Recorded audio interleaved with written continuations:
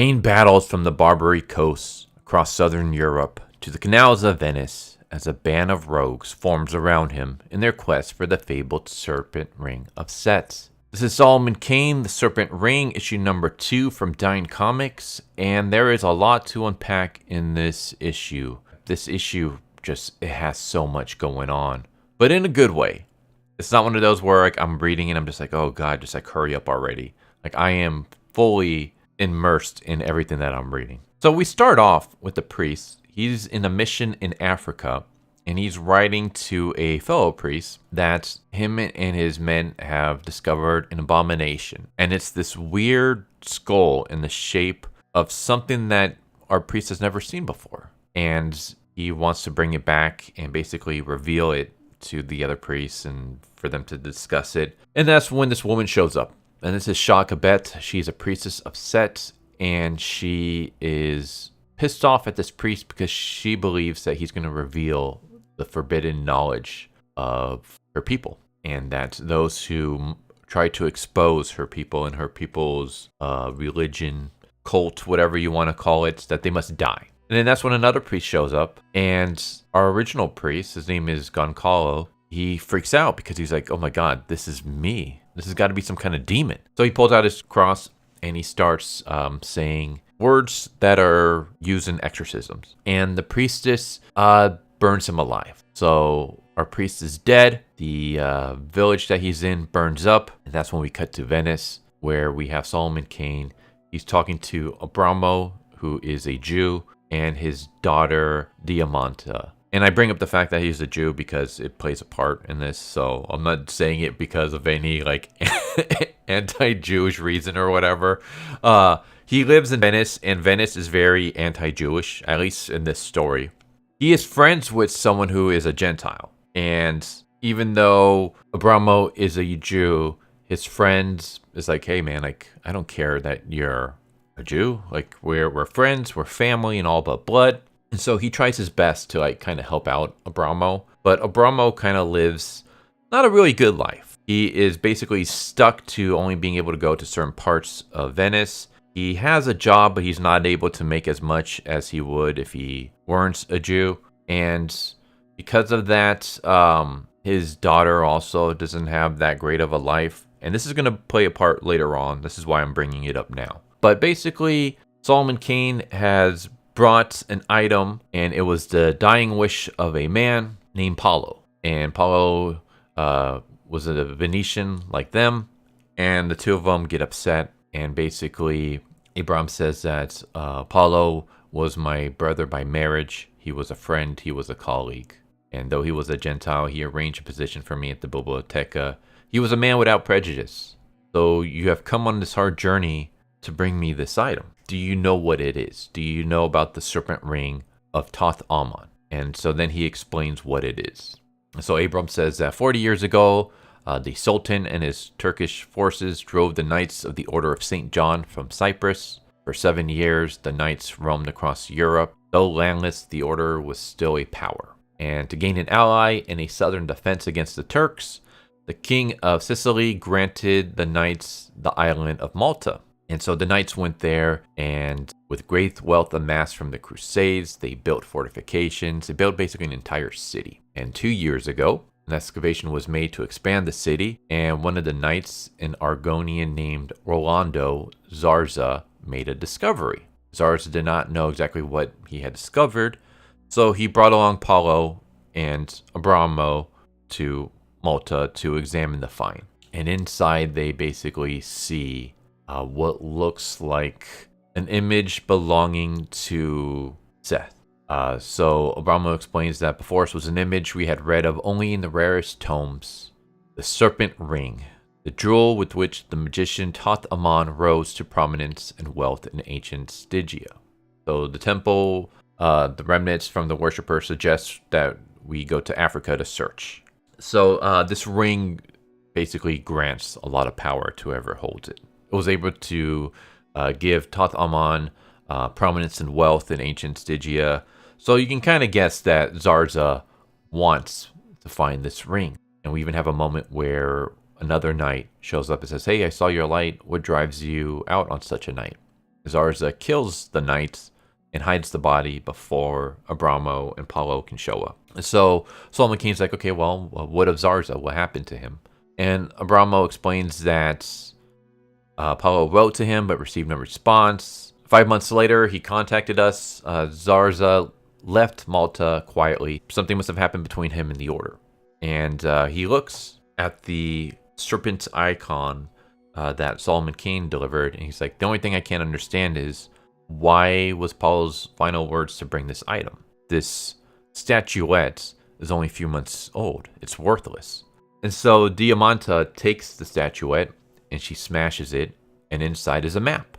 And that's when Zarza shows up with a buddy named Nico, and they have their pistols drawn, and they basically want the map because they want to find the treasure. And Solomon Kane rushes over, pulls out his sword. Solomon Kane and Zarza are kind of like a stalemate. Meanwhile, Diamante says to drop the pistols or I'm going to burn the map. And Nico pulls his gun on her. So we're at a stalemate. And Zarza basically explains, I'm a knight. I'm honorable. Kane says I'm not, but I am. Maybe I'm ambitious, but I'm not dishonorable. So let's reconsider. Abramo, why don't we find the Serpent Ring together?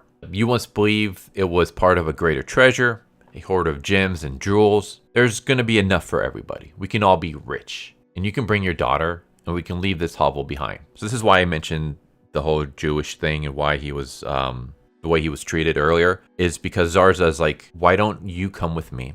We find this treasure, and you'll be set up for life, you and your daughter. And Abramo says, I really don't care what you need, Zarza, but Paulo, my brother and supporter, is gone. And Venice is a city of water and hard stone. My steps here will never leave prints for Diamanta to proudly follow. So basically, he's kind of saying that the ring, the treasure, it will help set up her future. So yes, I'll go with you.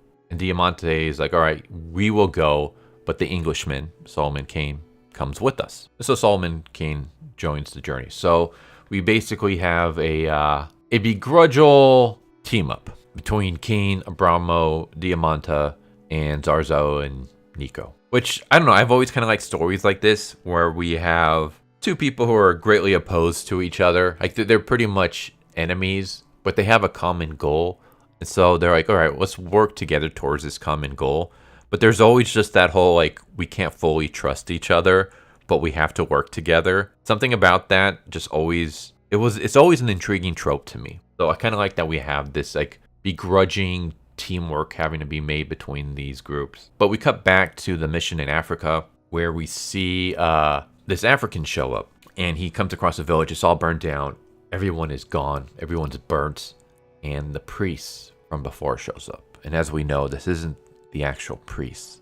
This is someone wearing the priest's skin. Someone wearing like the priest's look, but is actually working with the priestess of Set. And he tells this story that the Ndongo came. I guess the Ndongo are like the villagers.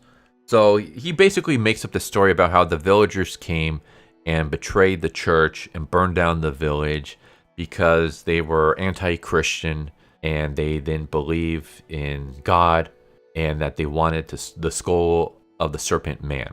And he doesn't know what happened to the chiefess or Yebu, who basically this guy is, I guess, friends with. And it turns out that after burning down the village and killing the actual priest, he went and he slaughtered the chieftain and all the other villagers. So this is all a BS story that this guy is concocting to pull this guy along with him. We have some moments between Solomon Kane and Diamanta, not like romantic or anything like that, just them kind of talking and what she wants out of life and stuff. I'll kind of be skipping that. We cut to the Gold Coast, where we have our reluctant team chilling out at a bar. As they're discussing plans about what they're going to do, they have some Catholics show up. Basically, these people are anti-Puritans, which Solomon Kane is. They're Catholic because, well, I mean, you can guess just by what they're saying. They say, you're a Puritan, aren't you? May says they hate the Pope. You hate our Pope, Puritan? So they're against Solomon Kane because he's a Puritan, and not a Catholic, and he calls him a Pope hater. Solomon Kane basically says, I thought Inquisitors wore robes and ridiculous red caps. Basically, we can kind of see that there's going to be a fight going down. So yeah, we have the cliche, our heroes walk into a bar, and then someone has to pick a fight with them. I want to see a series where like our group goes into a bar, and then someone shows up, but doesn't pick a fight with them. They're like, hey guys, what's going on? Haven't seen you around before. What are you here for? Oh, an adventure? That sounds cool. Here, let me buy you a drink. Or just something like that. Like, I don't know. I kind of want to see like a reverse of this trope, because I've seen it so many times where, hey, our group has to go to a bar or a pub or a cantina or something, and someone has to go and pick a fight with them for some reason. But Zarza basically starts the fight. You know, they're picking a fight with Kane, but Kane's just chilling and drinking. He's kind of ignoring them. And the Catholics call Zarza Aragonian pig. And so Zarza smashes his face with a beer mug. And then we just get all out battle. And even Diamanta joins in. So there's just a huge brawl. And then it turns out that they just paid off the guards to not throw them in jail. And they're going to hitch a ride to meet up with a quote-unquote friend.